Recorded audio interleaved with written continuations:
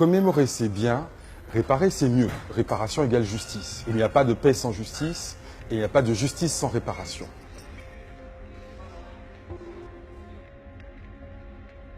C'est une date très importante.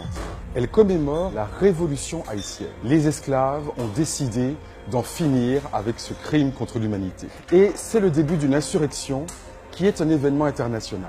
Car ce n'est pas seulement la liberté pour Haïti, c'est aussi pour l'ensemble de l'Amérique latine. Ensuite, en Asie, Ho Chi Minh, par exemple, a toujours dit que son repère, c'était Toussaint Louverture, qui est l'un des leaders de la révolution haïtienne. Ensuite, Haïti est devenue la première république noire de l'histoire. Par conséquent, un modèle pour les pays africains.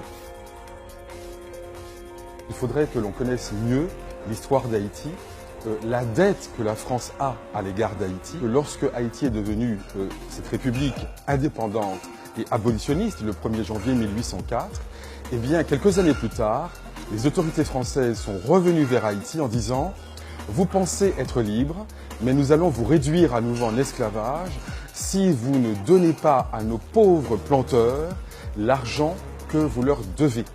Car leur bien, c'était vous. » Et donc la France a extorqué au peuple haïtien l'équivalent de 21 milliards de dollars et Haïti a dû payer cette somme à la France de 1825 à 1946.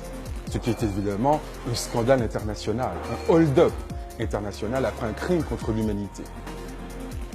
On peut en effet rembourser au peuple haïtien la somme qui a été exigée. Il faudrait annuler la dette des pays africains, car ce n'est pas les pays africains qui ont une dette vis-à-vis de la France, c'est la France qui a une dette vis-à-vis de ces pays. On pourrait parler aussi, par exemple, de la réforme agraire pour les petits paysans, notamment dans l'outre-mer. Il faut savoir que les anciens propriétaires d'esclaves ont eu des réparations en 1848-1849 et les esclaves libérés n'ont jamais rien eu.